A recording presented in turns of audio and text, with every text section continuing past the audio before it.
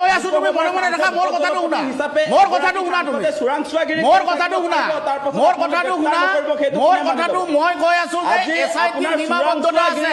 ইয়াৰ পিছত কেন্দ্ৰীয় তদন্তকাৰী সংস্থাই ভাষণ দিব পাৰে তেতিয়া তাৰ মতে কথাবিলাক ওলাব। আজি দুদিনৰ আগত মুখ্যমন্ত্ৰীৰ 12,000 বিঘাৰ মাটিৰ বাতৰিটো যেতিয়া সংবাদ মাধ্যমত সৰ্বত্ৰ চৰ্চা হ'ল আপোনালোকে নিশ্চয় দেখিছে যে বাতৰি কাকতবিলাকত প্ৰথম পৃষ্ঠাত যেতিয়া আহিলে তাৰ এদিনৰ পাছত মুখ্যমন্ত্ৰী ডাঙৰীয়াই গৌৰৱ গগৈৰ পাকিস্তান লিংক সন্দৰ্ভত কালিৰ যিটো প্ৰেছ কনফাৰেন্স সেইটো দিলে। সেই কথা বতৰাবিলাক আপোনালোকে নিশ্চয় দেখা পাইছে। এতিয়া মূল ইস্যু কি আছিলে যে 6 জনগোষ্ঠীৰ জনজাতিকৰণৰ বিষয় আছিলে, এক্সিষ্টিং ট্ৰাইবেলৰ 6 শিডিউলৰ ব্যৱস্থাপনাৰ কথা আছিলে, বিদেশী সমস্যাৰ সমাধানৰ কথা বতৰাবিলাক আছিলে, আজি আপোনাৰ মূল্য বৃদ্ধিৰ কথা আছে, আজি আপোনাৰ এফালৰ পৰা যে টোল গেটবিলাক বহুৱাই আছে গোটেই অসমত সেই কথা বতৰাবিলাক যাতে ৰাইজৰ সন্মুখলৈ নাহে। মানে আপোনালোকে সকলোৱে নিশ্চয় মনত ৰাখিছে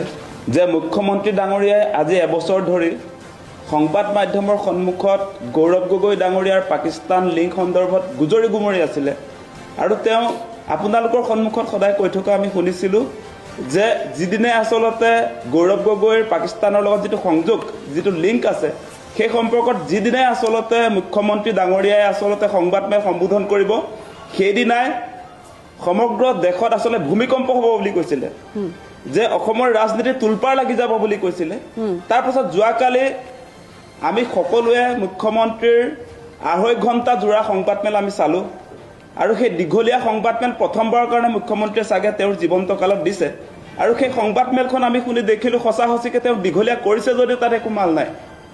মুখ্যমন্ত্ৰী ডাঙৰীয়াই গৌৰৱ গগৈৰ বিৰুদ্ধে যিবিলাক এলিগেশ্যন আনিছে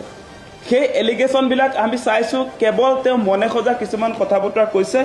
আৰু গৌৰৱ গগৈ আজি তাৰ কাউণ্টাৰ এটেকটো যিটো দিলে সেইটো আমি ভালকৈ চালোঁ তেতিয়া দেখিছোঁ যে বিধিগতভাৱে গৌৰৱ গগৈ পাকিস্তান গৈছে, সেইটো ভিছা লৈ গৈছে। গতিকে ভিছা লৈ যোৱা মানে আপোনালোকে জানে যে নীতি নিয়ম অনুসাৰে আচলতে তেওঁ পাকিস্তান গৈছিলে আৰু সেই কথাটোত এতিয়া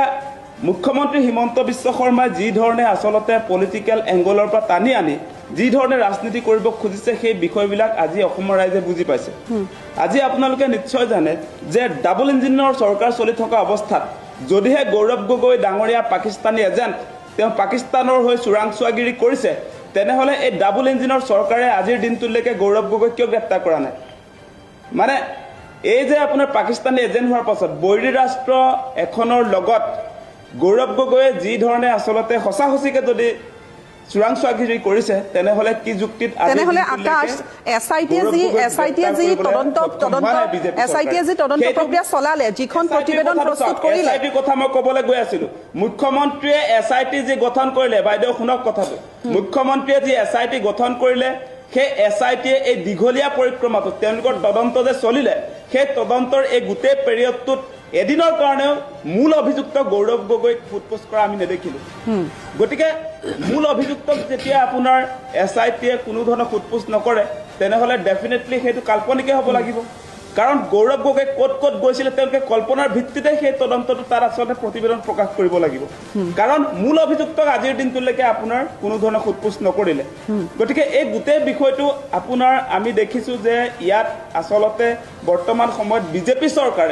বিজেপি চৰকাৰে মুখ্যমন্ত্ৰী হিমন্ত বিশ্ব শৰ্মাই অসমৰ মানুহৰ মূল ইস্যুবিলাক ডাইভাৰ্ট কৰিবৰ কাৰণে এই সময়ছোৱাত আচলতে গৌৰৱ গগৈ পাকিস্তান লিংক সেই বস্তুটো সন্মুখলৈ আনিছে। আজি দুদিনৰ আগত মুখ্যমন্ত্ৰীৰ 12,000 বিঘাৰ মাটিৰ বাতৰিটো যেতিয়া সংবাদ মাধ্যমত সৰ্বত্ৰ চৰ্চা হ'ল আপোনালোকে নিশ্চয় দেখিছে যে বাতৰি কাকতবিলাকত প্ৰথম পৃষ্ঠাত যেতিয়া আহিলে তাৰ এদিনৰ পাছত মুখ্যমন্ত্ৰী ডাঙৰীয়াই গৌৰৱ গগৈৰ পাকিস্তান লিংক সন্দৰ্ভত কালিৰ যিটো প্ৰেছ কনফাৰেন্স সেইটো দিলে। সেই কথা বতৰাবিলাক আপোনালোকে নিশ্চয় দেখা পাইছে। এতিয়া মূল ইস্যু কি আছিলে যে 6 জনগোষ্ঠীৰ জনজাতিকৰণৰ বিষয় আছিলে, এক্সিষ্টিং ট্ৰাইবেলৰ 6 শিডিউলৰ ব্যৱস্থাপনাৰ কথা আছিলে, বিদেশী সমস্যাৰ সমাধানৰ কথা বতৰাবিলাক আছিলে, আজি আপোনাৰ মূল্য বৃদ্ধিৰ কথা আছে, আজি আপোনাৰ এফালৰ পৰা যে টোল গেটবিলাক বহুৱাই আছে গোটেই অসমত সেই কথা বতৰাবিলাক যাতে ৰাইজৰ সন্মুখলৈ নাহে সেইকাৰণে পাকিস্তান লিংক যি বিষয়টোৰ কোনো ধৰণৰ আচলতে গুৰুত্ব নাই। গতিকে এই মুহূৰ্তত সঁচা সঁচিকে মুখ্যমন্ত্ৰীৰ যিটো আচলতে গৌৰৱ গগৈৰ সন্দৰ্ভত পাকিস্তান সংযোগ যি ধৰণে তেওঁ আচলতে যোৱাকালি যি ধৰণে উপস্থাপন কৰিলে সেইটো ভেলকিবাজিৰ বাদে একোৱেই নহয়।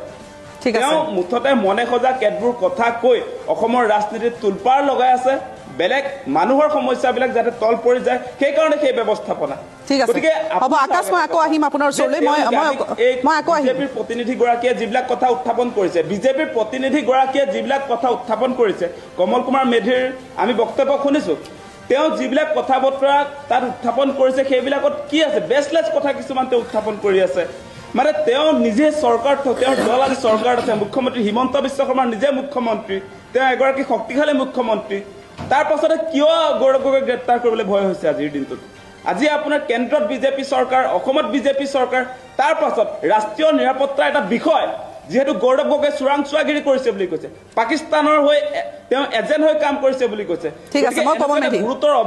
অভিযোগ যেহেতু চৰকাৰে উত্থাপন কৰা হৈছে এই মুহূৰ্তত কি যুক্তিত তেনেহলে গৌৰৱ গগৈক আচলতে গ্ৰেপ্তাৰ কৰিব নাযায় আকাশ আকৌ আহিম আমি আকৌ আহিম মই প্ৰত্যুত্তৰটো একেলগে অকমান চবুকৈ কমলদাৰ পৰা লৈ ল'ম কমলদা কিয় গ্ৰেপ্তাৰ কৰা হোৱা নাই বিৰোধীয়ে বাৰে বাৰে যে কৈ আছে কিয় গ্ৰেপ্তাৰ কৰা হোৱা নাই চবে সেইটো কথাই কালিৰ পৰা কৈ আছে বিৰোধীৰ বেলেগ প্ৰশ্ন নাই কিয় গ্ৰেপ্তাৰ হ'ব আপোনালোকে ধৈৰ্য ধৰক গ্ৰেপ্তাৰ হ'ব যেতিয়া এতিয়া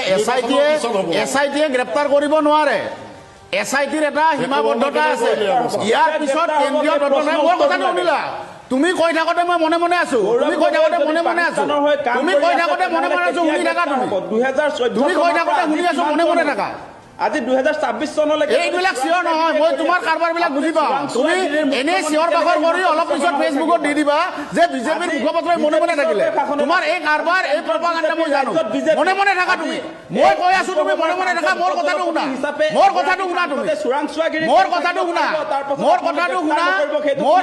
মই কৈ আছো যে এছআইটিৰ সীমাবদ্ধতা আছে ইয়াৰ পিছত কেন্দ্ৰীয় তদন্তকাৰী তেতিয়া তাৰ গোটেই কথাবিলাক ওলাব কেন্দ্ৰীয় তদন্তকাৰী সংস্থাই যেতিয়া তদন্ত কৰিব তেতিয়া এই গোটেই কথাবিলাক ওলাব অলপ ধৈৰ্য গ্ৰেপ্তাৰ কৰিব লাগে তো গ্ৰেপ্তাৰ হোৱাৰ প্ৰক্ৰিয়া আৰম্ভ হ'ব যেতিয়া আজি গৌৰৱ গগৈ পাকিস্তানৰ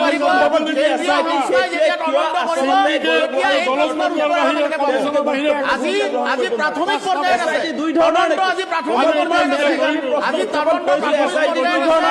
আজি আপুনি কৈছে